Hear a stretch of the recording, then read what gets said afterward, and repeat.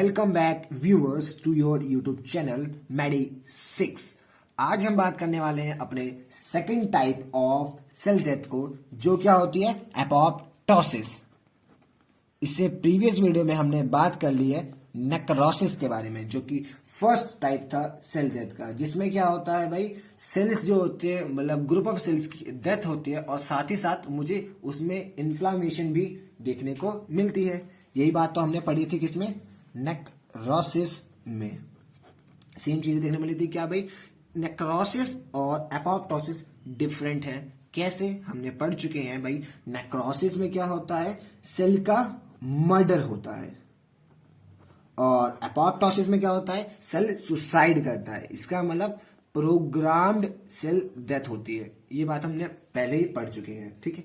और थोड़ी कुछ प्रीवियस बातें याद कर लेते हैं नेक्रोसिस की। इसमें सेल का मर्डर होता है। नेक्रोसिस में सेल डेथ के साथ साथ उसमें उन सेल्स में इन्फ्लामेशन भी देखने को मिलती है। ये भी बात हम पढ़ चुके हैं। और साथ साथ क्या भाई, नेक्रोसिस जिस जगह पे हो रही है भाई, एक नेक्रोसिस जो है वो क्या है, एक पैसिव प्रोसेस। पैसिव प्रोसेस मतलब कोई भी एनर्जी इस्तेमाल नहीं करनी पड़ती, कोई भी एटीपी इस्तेमाल नहीं करनी पड़ती। क्यों? क्योंकि भाई सेल तो मर रहा है ना, खुद तो कुछ नहीं कर रहा है ना, ठीक है। चलिए एपोप्टोसिस की बात करते हैं अब, क्योंकि ये वीडियो हमारी एपोप्टोसिस के ऊपर है। एपोप्टोसिस में क्या हो रहा है भाई, ये भी एक टाइप का सेल डेथ है, जो कि क्या है, प्रोग्राम्ड सेल डेथ। सुसाइड मतलब बेसिकली प्रोग्राम्ड सेल डेथ है ये, ठीक है। और भाई क्या हो रहा है, जैसे नेक्रोसिस में इन्फ्लामेशन हो रही थी, इसमें कोई भी इन्फ्लामेशन नहीं होगी। No inflammation has been seen during apoptosis और इन एपोप्टोसिस प्रोसेस। ये एक एक्टिव प्रोसेस है। एपोप्टोसिस जो है एक एक्टिव प्रोसेस है। मतलब क्या भाई, सेल को सब कुछ खुद ही करना पड़ेगा, मतलब उसे खुद ही प्लान करना है कि वो कैसे मरेगा, कैसे नहीं मरेगा। अच्छा चलिए अब बात करते हैं एपोप्टोसिस जो है वो कहाँ देखने को मिलती है। मतलब कि एपोप्टोसिस किन सेल्स में देखने को मिलती है और कैसे कैसे देखने को मिलती है। तो एपोप्टोसिस दो तरीके से देखने को मिल सकती है। या तो पैथोलॉजिकल एपोप्टोसिस देखने को मिल सकती है, पैथोलॉजिकल एपोप्टोसिस देखने को मिल सकती है, या फिर फिजियोलॉजिकल एपोप्टोसिस देखने को मिल सकती है। फिजियोलॉजिकल एपोप्टोसिस हमें ऑलरेडी पता होना चाहिए इन दोनों टर्म्स के बारे में, क्योंकि हम बहुत बार पढ़ चुके हैं। जब भी हम बात करते हैं पैथोलॉजिकल एपोप्टोसिस के बारे में, इसका मतलब कोई एबनॉर्मल चीज की वजह से, जैसे डिजीज की वजह से जो एपोप्टोसिस हो रही है। और अगर बात करता हूं फिजियोलॉजिकल एपोप्टोसिस, मतलब नॉर्मली जो बॉडी में चीजें होती रहती हैं उसकी वजह से जो एपोप्टोसिस हो रही है। इसका मतलब ये डिजीज की वजह से या फिर किसी एबनॉर्मल कंडीशन की वजह से। ये ध्यान रखना है आपको, बहुत बार बता चुका हूं मैं ये, ठीक है। और फिजियोलॉजिकल जो नॉर्मली होती है। चलो फिजियोलॉजिकल के बारे में पढ़ लेते हैं। जैसे कि भाई एग्जांपल ले लेते हैं हम एक, जैसे एम्ब्रियोजेनेसिस के वक्त में जो एपोप्टोसिस होती है। एम्ब्रियोजेनेसिस का मतलब formation of embryo from zygote. जैसे कि ये हमारा एक जाइगोट है, ठीक है, जाइगोट है, और इससे मेरे पास क्या बन गया है भाई, मेरा एम्ब्रियो बन गया है। भाई अब ये बनता कैसे, जाइगोट क्या होता है, एक डिप्लॉइड सेल होता है, इससे हमने एक एम्ब्रियो बनाया है।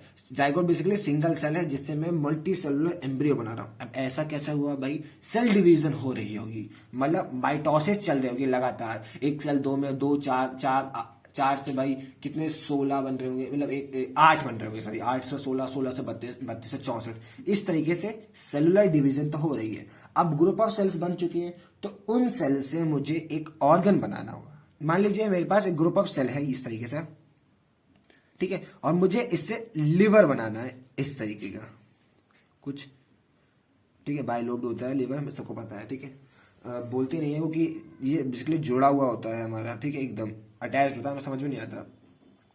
अब भाई इस तरीके के सेल से लिवर बनाना है, तो क्या होगा भाई, बहुत सारी सेल्स इसमें एक्स्ट्रा होंगे ना, जिनकी मुझे नीड ही नहीं होगी।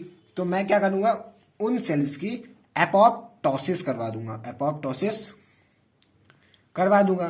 तो यहां पे क्या हो गया, नॉर्मली सेल्स की एपोप्टोसिस हो गई। दूसरा एग्जांपल लेके चलते हैं, हार्मोन डिपेंडेंट टिश्यूज में एपोप्टोसिस होना। हार्मोन डिपेंडेंट टिश्यूज में एपोप्टोसिस हो जाना। देखते हैं, हार्मोन डिपेंडेंट टिश्यूज का एपोप्टोसिस हो जाना मतलब कि एंडोमीट्रियम।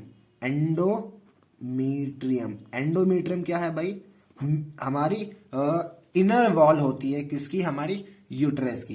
पता है सबको भाई, पेरीमीट्रियम, मीजोमीट्रियम एंड एंडोमीट्रियम। और यही एंडोमीट्रियम में अगर चेंजेस आते हैं तो वो मेंस्ट्रुअल ब्लड की, अगर इनमें चेंजेस आ रहे हैं तो वो मेंस्ट्रुअल ब्लड मतलब मेंस्ट्रुअल फ्लो की तरह हमारा मतलब ब्लड जो है वो बाहर आता है मेंस्ट्रुएशन साइकिल में। ठीक है, अब ये एंडोमीट्रियम जो मेरी टिश्यू की लेयर है वो भाई किससे बनी, मतलब मेंटेन कैसे रहती है, तो वो मेंटेन रहती है किस पे डिपेंड होती है, हार्मोन्स पे। कौन से हार्मोन्स, एस्ट्रोजन एंड प्रोजेस्टेरोन। अब ये एस्ट्रोजन प्रोजेस्टेरोन तो फीमेल सेक्स हार्मोन्स है, हाँ भाई पता है यार सबको। लेकिन यहाँ पे जो एस्ट्रोजन है वो क्या करता है, हेल्प करता है in the formation of endometrium, और प्रोजेस्टेरोन उसे मेंटेन करने में मदद करता है, मतलब एंडोमेट्रियम लेयर को, टिश्यू की लेयर को मेंटेन करने रखता है। तभी आपने देखा होगा जब आप मेंस्ट्रुअल साइकिल पढ़ते हो कि अगर प्रोजेस्टेरोन कम हुआ तो एंडोमेट्रियम की लाइनिंग दोबारा क्या होने लगती है भाई, उसमें इंजरी आने लगती है, मतलब वो क्या होती है, डिमिनिश होने लगती है। और अगर प्रोजेस्टेरोन बढ़ रहा है तो एंडोमेट्रियम की लाइनिंग जो सेल्स होते हैं वो दोबारा प्लोरीफरेट कर रहे होते हैं और दोबारा वो ठीक हो जाती है। तो हम क्या बोल सकते हैं, अगर मैं इन हार्मोन्स को रिमूव करता हूं, एस्ट्रोजन प्रोजेस्टेरोन को, तो क्या होगा भाई, एंडोमेट्रियम की सेल्स में रिमूव हो जाएंगी। कैसे, एपोप्टोसिस से, मतलब वहां पे भी सेल्स की डेथ हो जाएगी। ये नॉर्मली चीजें होती रहती हैं हमारी बॉडी के अंदर। ठीक है, तो एम्ब्रियोजेनेसिस, हार्मोन डिपेंडेंट, ये सब ऑलरेडी होता रहता है। एक अनदर एग्जांपल भी लेते हैं, जैसे थर्ड ले लिया हमने डब्ल्यूबीसी सेल्स के बारे में। अब भाई डब्ल्यूबीसी सेल्स में लिम्फोसाइट्स होते हैं, जैसे B lymphocyte cells and T lymphocyte cells. अब टी लिम्फोसाइट सेल्स, अब भाई ये क्या होता है, इनके पास किसी पर्टिकुलर एंटीजन के लिए ये लोग क्या करते हैं, ऐसा रिकॉग्नाइजर बनाते हैं और ताकि उसे रिकॉग्नाइज कर सके और मार सके। बट सोचो अगर इन्होंने एक ऐसा रिकॉग्नाइजर बना लिया किसी एक ऐसे एंटीजन के लिए जो ऑलरेडी बॉडी के अंदर है, तो क्या करेंगे, हमारे बॉडी वाले को ही मार देंगे। क्या हम ऐसा चाहेंगे? नहीं। तो हम क्या करेंगे, अपने ही इन बी और टी सेल्स को मार देंगे, मतलब इनकी ही एपोप्टोसिस करवा देंगे।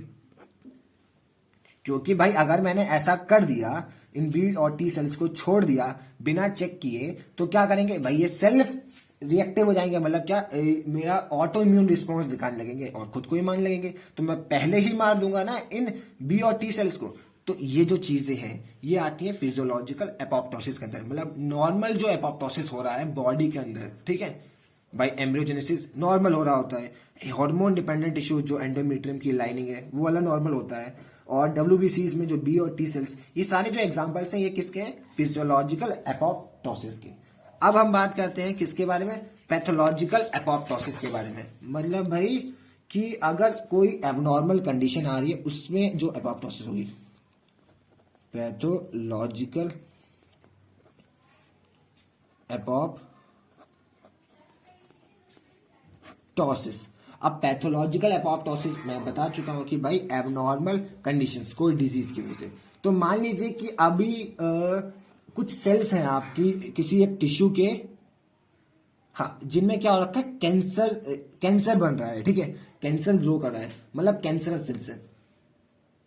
क्या है भाई, कैंसरस सेल्स है। तो उन कैंसरस सेल्स को मारना होगा, तो मैं क्या करूंगा, कुछ प्रोसेस इस्तेमाल करता हूं, क्या, जैसे कीमोथेरेपी या फिर रेडियोथेरेपी। ये बेसिकली ट्रीटमेंट ये क्या है, ट्रीटमेंट है जो कि यूज की जाती है कैंसर सेल्स को मारने के लिए। तो यहाँ पे आप देखो ये जो ट्रीटमेंट हम कब इस्तेमाल कर रहे हैं, जब कोई एबनॉर्मल कंडीशन आ रही है या फिर कोई डिजीज हो रही है, और ये डिजीज क्या है, कैंसर। तो ये किसके अंदर पढ़ेंगे एग्जाम्पल्स को, पैथोलॉजिकल एपोप्टोसिस के अंदर। ठीक है, एक दूसरा एग्जांपल लेके चलते हैं, जैसे किसी हमारे सेल्स में इन्फेक्शन हो गया, हमारा कोई पर्टिकुलर सेल है वहां पे इन्फेक्शन हो गया, मतलब कि एक इन्फेक्शन हो गया आपका वायरल हेपेटाइटिस, हेपेटाइटिस हेपेटाइटिस मतलब मेरा हेपेटाइटिस सेल्स लीवर सेल्स है, वहां पे इन्फेक्शन हो रखा है। तो मैं क्या करूंगा भाई, अब इन सेल्स में एपोप्टोसिस हो जाएगी। अब इन सेल्स में एपोप्टोसिस टेक्स प्लेस कर सकती है। समझिए, आसान भाषा में क्या हो सकता है कि भाई किसी अगर सेल में इन्फेक्शन हुआ है तो वहां के सेल्स क्या होंगे, डैमेज होगी, उनकी सेल डेथ होनी है। तो कैसे होगी उनकी सेल डेथ? एपोप्टोसिस से ना। और यहाँ पे कौन सी एपोप्टोसिस होगी? Physiological apoptosis. ठीक है, ये फिजियोलॉजिकल और पैथोलॉजिकल एपोप्टोसिस का मतलब ये मैं समझिए, ये एपोप्टोसिस का टाइप है। ये हो रहे हैं बेसिकली किस बेसिस पे कि वो जो सेल इंजरी नॉर्मली होते कैसे, किस कंडीशन में हो रहे हैं, उस बेसिस के हैं ये। ठीक है, अब हम बात करने वाले हैं कि भाई जो एपोप्टोसिस है वो टेक्स प्लेस कैसे करेगा, मतलब मैकेनिज्म्स ऑफ एपोप्टोसिस। जो एक एपोप्टोसिस है वो होगा कैसे, उसके मैकेनिज्म के बारे में। ठीक है, मतलब कि जो मेरे चेंजेस आएंगे सेल में किसकी वजह से, जो और वो लीड करे एपोप्टोसिस को। सिंपली समझते हैं। अब हम पढ़ेंगे मैकेनिज्म या फिर आप बोल लो कॉज। ऐसे क्या कारण होंगे जो कि एपोप्टोसिस करवा सकता है, मतलब what are the changes that takes place in a cell that leads to be apoptosis, जो सेल डेथ करवा सके। तो दो कारण, दो तरीके होते हैं इसके। पहला होता है इनिशिएशन। इनिशिएशन मतलब स्टार्ट होना। तो इस जगह पे क्या होगा, मेरा एपोप्टोसिस स्टार्ट हो जाएगा। और दूसरा जो होगा वो होगा एग्जीक्यूशन। और एग्जीक्यूशन में क्या होगा, एपोप्टोसिस कंप्लीट हो जाएगा। ठीक है, ये दो होते हैं। अब देखते हैं भाई कि भाई अब जो मेरे इनिशिएशन जो स्टेप है ये फर्दर दो टाइप का होता है। एक होता है इंट्रिंसिक पाथवे, इंट्रिंसिक पाथवे। दूसरा होता है एक्सट्रिंसिक पाथवे, एक्सट्रिंसिक पाथवे। अब नॉर्मली आप अगर नाम पे जाएं तो इंट्रिंसिक पाथवे का मतलब जो भाई अंदर हो, एक्सट्रिंसिक मतलब जो बाहर हो। तो सिंपली जो सेल के बाहर हो, आउटसाइड हो, सॉरी इनसाइड लिखेंगे ना, इंट्रिंसिक है। तो जो सेल के अंदर हो इंट्रिंसिक पाथवे, और जो सेल के आउटसाइड हो उसे बोलेंगे एक्सट्रिंसिक पाथवे। ये तो सिंपल चीजें हैं। अब ये सोचिए, ये जो मेरा एपोप्टोसिस होगा वो होगा कैसे, किसी न किसी एंजाइम की वजह से तो होगा। तो यहां पे भाई एक मेरा एपोप्टोटिक एंजाइम होता है, एपोप्टोटिक एंजाइम होता है जो पूरी मेरी एपोप्टोसिस करवाता है। उसका नाम है कैस्पेज एंजाइम। और आपको ध्यान रखना है कैस्पेज एंजाइम के बारे में, क्योंकि नेक्रोसिस में कोई भी एंजाइम नहीं होता, लेकिन एपोप्टोसिस में कौन सा एंजाइम होता है, कैस्पेज एंजाइम। तो ये caspase enzyme different different type का होता है, जैसे 1 2 3 4 5 6 7 8 9। तो आपको सारे याद नहीं रखने, आपको कुछ याद रखने हैं, 3 8 9 मेनली। तो कैस्पेज 9 जो एंजाइम होगा वो कहां देखने को मिलेगा आपको, वो देखने को मिलेगा आपको इंट्रिंसिक पाथवे के अंदर। तो क्या देखने को मिलेगा, कैस्पेज 9, ध्यान रखना है। इंट्रिंसिक पाथवे के अंदर आपको कैस्पेज 9 देखने को मिलेगा। एक्सट्रिंसिक पाथवे के अंदर आपको देखने को मिलेगा कैस्पेज 8। और एग्जीक्यूशन की कोई फर्दर टाइप नहीं होगी, मतलब इसके कोई फर्दर पाथवे नहीं होगी, ये एक ही प्रोसेस में होगा, तो एक ही स्टेप में होगा।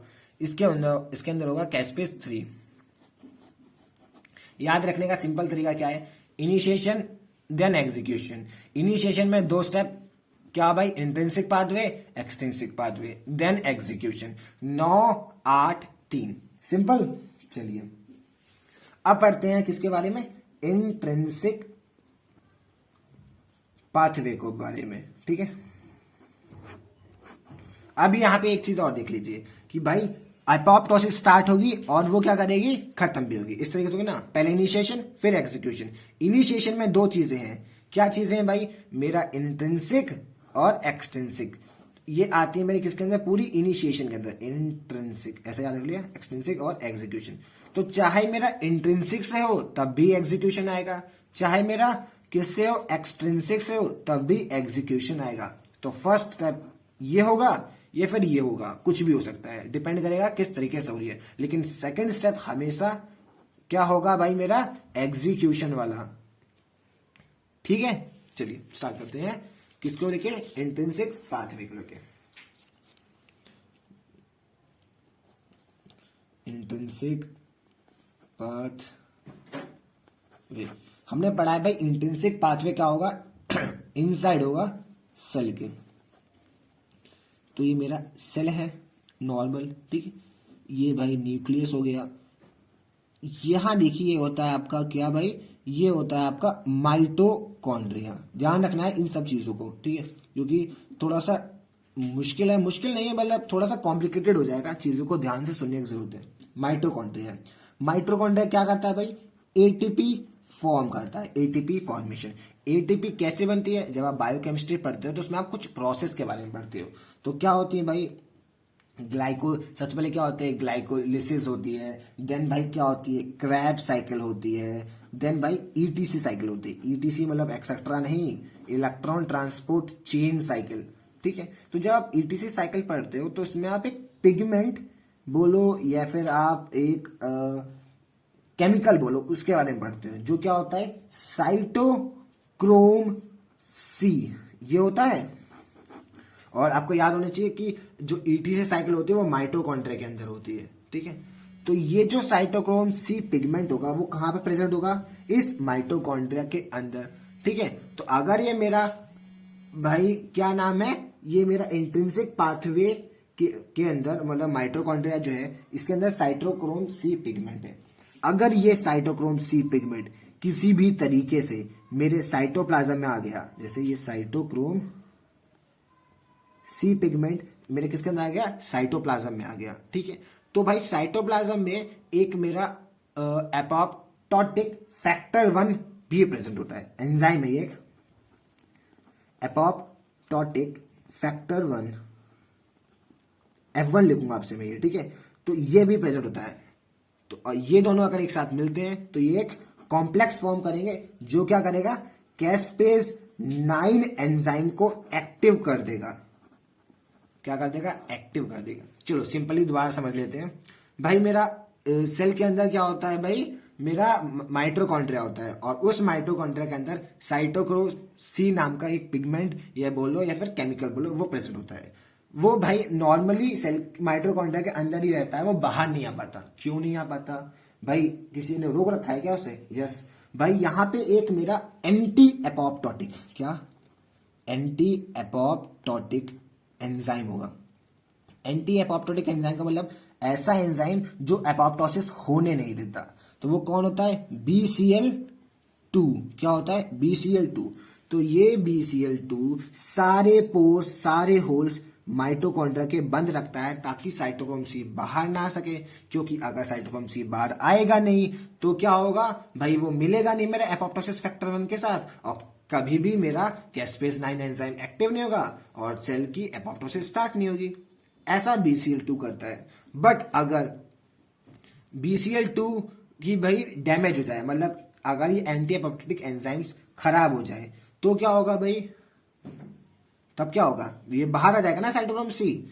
तो क्या होगा, साइटोक्रोम सी बाहर आया, एपोप्टोसिस फैक्टर 1 उसे मिला, उसके साथ कॉम्प्लेक्स बनाया, कैस्पेज 9 एंजाइम को एक्टिव कर दिया, जिसने क्या किया भाई, मेरे एपोप्टोसिस को स्टार्ट कर दिया।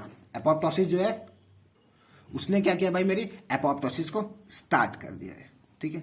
ध्यान रखना है, मैं दोबारा बता दे रहा हूं लास्ट टाइम ये, क्योंकि कंफ्यूज नहीं होना भाई। मेरा माइटोकॉन्ड्रिया जो होता है एटीपी बनाता है, कैसे बनाता है, Krebs cycle, etc cycle, electron transport chain cycle. इसमें एक पिगमेंट होता है साइटोक्रोम सी, ठीक है। साइटोक्रोम सी जनरली हमारे माइटोकॉन्ड्रिया के बाहर नहीं आता, ठीक है। बट अगर वो बाहर आ जाता है और वो क्या करता है, एपोप्टोसिस फैक्टर 1 एंजाइम को एक्टिव कर देता है, सॉरी एपोप्टोसिस फैक्टर 1 के साथ मिल जाता है और एक कॉम्प्लेक्स बनाता है जिसे बोलते हैं कैस्पेज 9 एंजाइम, और उसे एक्टिव कर देता है, जो क्या करता है, एपोप्टोसिस स्टार्ट कर देता है, ठीक है। इसी में भाई क्या होता है, इस चीज को मतलब पूरे एपोप्टोसिस को प्रिवेंट करने के लिए हमारे पास एंटी एपोप्टोटिक एंजाइम भी होता है, ठीक है, जो क्या होता है BCl2, जो कि सारी ओपनिंग्स को मेरी माइटोकॉन्ड्रिया को बंद रखता है, ठीक है।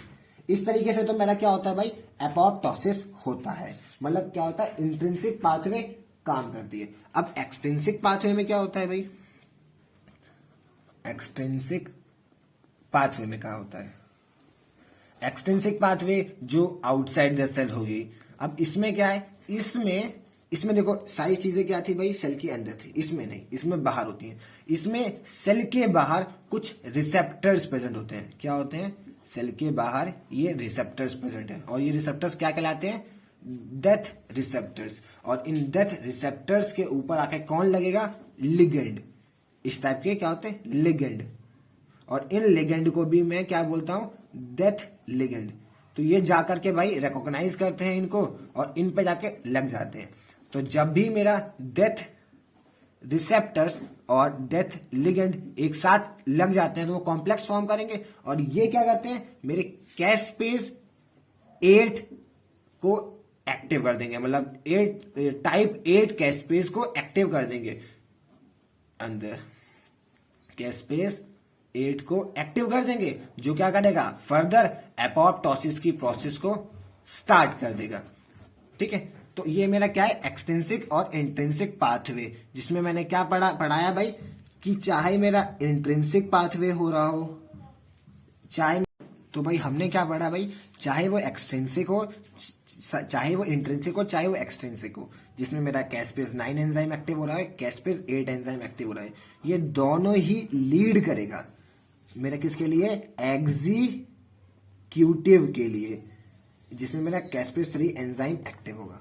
ठीक है, अब जैसे कि भाई अगर मेरे एग्जीक्यूशन प्रोसेस में क्या होती है, अब हम बात कर लेते हैं एग्जीक्यूशन के, स्टेप 2 में एग्जीक्यूशन में। ठीक है, इसमें क्या है? इसमें कैस्पेज 3 एंजाइम अगर मेरा एक्टिव हो गया, ठीक है, तो ये क्या करेगा भाई? ये मेरे एंडोन्यूक्लियेजेस एंजाइम को एक्टिव कर देगा, एंडोन्यूक्लियस एंजाइम को एक्टिव कर देगा। और ये एंडोन्यूक्लियस एंजाइम क्या करता है? मेरे डीएनए को डैमेज करता है। एंडोन्यूक्लियस एंजाइम्स मतलब बेसिकली क्या होते हैं? एक टाइप के रिस्ट्रिक्शन एंजाइम्स होते हैं जो कि डीएनए को स्पेसिफिक पोजीशन से काटते हैं। ठीक है, मतलब कहां पे? पैलेंड्रोमिक साइट्स में। ये सारी चीजें आप बायोटेक्नोलॉजी में आपने पढ़ रखी होंगी शायद क्लास 12th में, कि भाई पैलेंड्रोमिक साइट्स क्या होती है, रिस्ट्रिक्शन एंजाइम्स क्या होते हैं। तो ये क्या करते हैं? डीएनए को डैमेज करते हैं, और डीएनए डैमेज हो रहा है तो मेरा सेल की डेथ होगी, और सेल की डेथ मतलब एपोप्टोसिस होगी। ये तो भाई मेरा क्या होता है कि इस टाइप से एपोप्टोसिस होती है। अब किसी भी सेल में अगर एपोप्टोसिस हुई है तो भाई उसे डिटेक्ट कैसे करेंगे? डिटेक्ट करने के लिए भाई सिंपल डिटेक्ट करने के लिए सिंपल चीज क्या है? उसकी मॉर्फोलॉजी को चेक कीजिए। ठीक है, उसमें तो क्या होगा भाई, अगर उसकी मॉर्फोलॉजी को देखते हैं तो मेरे को भाई उसके सेल में श्रिंकेज देखने को मिलेगी, सेल जो है वो श्रिंक हो रहा होगा। दूसरा क्या है भाई, जो मेरा डीएनए है वो कंडेंस हो गया होगा, डीएनए कंडेंस हो गया होगा, मतलब पिक्नोसिस देखने को मिला होगा। पिक्नोसिस क्या है भाई? ये कंडीशन है, हम पढ़ चुके हैं इसके बारे में। और इसमें आपको कोई भी इन्फ्लामेशन देखने को नहीं मिलेगी, क्योंकि आप सबको पता है कि एपोप्टोसिस में इन्फ्लामेशन नहीं होती है। ठीक है, चलिए अब हम एक ब्रीफ डिफरेंस जान लेते हैं दोबारा नेक्रोसिस और एपोप्टोसिस के बीच में। एक समरी टाइप में समझ लीजिए भाई। आप देखो, अगर नेक्रोसिस होगा, सेल डेथ ये भी है, सेल डेथ ये भी है, पर डिफरेंस क्या है? नेक्रोसिस होगा तो इन्फ्लामेशन देखने को मिल सकती है, और एपोप्टोसिस होगा तो नो इन्फ्लामेशन, कोई भी इन्फ्लामेशन देखने को नहीं मिलेगी। नेक्रोसिस होगा तो क्या होगा भाई? सेल जो होगा स्वेल अप हो जाएगा, स्वेलिंग होगी, पर एपोप्टोसिस में कोई भी स्वेलिंग नहीं होती। यहाँ पे क्या होता है? श्रिंकेज देखने को मिलता है, सेल जो है श्रिंक हो जाता है। ठीक है, अब भाई नेक्रोसिस होगा तो क्या होता है? मेम्ब्रेन रप्चर हो जाती है, मेम्ब्रेन रप्चर हो जाती है। बट नेक्रोसिस में क्या होगा? मेम्ब्रेन जो है इंटैक्ट रहती है, मतलब जैसी है वैसी ही रहेगी। ठीक है, अगर मैं बात करता हूं नेक्रोसिस, उसमें पूरा का पूरा न्यूक्लियस डैमेज होता है। क्या होता है? पूरा न्यूक्लियस डैमेज हो जाता है। बट अगर मैं बात करता हूं एपोप्टोसिस में, इसमें क्या होता है? सिर्फ न्यूक्लियस में पिक्नोसिस होगा, मतलब न्यूक्लियस जो होगा कंडेंस होगा। अब नेक्रोसिस का एक पैसिव प्रोसेस है, मतलब क्या भाई? इसमें आपको एनर्जी खर्च नहीं करनी पड़ती। सेल का मर्डर है तो भाई क्या होगा? कोई मर्डर करेगा तो आपको कुछ एनर्जी थोड़ी खर्च करनी है। बट एपोप्टोसिस में क्या है? प्लान्ड मर्डर है तो भाई क्या है? एनर्जी खर्च करनी पड़ती है, एटीपी लगानी पड़ती है। तो ये क्या है? एक्टिव मतलब एक्टिव प्रोसेस जिसमें आपको एटीपी खर्च करनी पड़ रही है। नेक्रोसिस में कोई भी स्पेशल एंजाइम नहीं होता है। No special enzymes are present in necrosis to necrosis, मतलब कि यहाँ पे सेल डेथ के लिए कोई भी नेक्रोसिस कराने के लिए कोई भी स्पेशल एंजाइम नहीं है, लेकिन एपोप्टोसिस में ऐसा नहीं होता। यहाँ पे कैस्पेज नाम के एंजाइम्स होते हैं जो कि पूरी एपोप्टोसिस करवाते हैं। मतलब एग्जीक्यूशन जब स्टार्ट होगा या फिर इनिशिएशन जब स्टार्ट होगा, एग्जीक्यूशन जब होगा, तो ये किसकी वजह से होगा? कैस्पेज की वजह से। तो मेनली कैस्पेज एंजाइम ही एपोप्टोसिस करवाते हैं।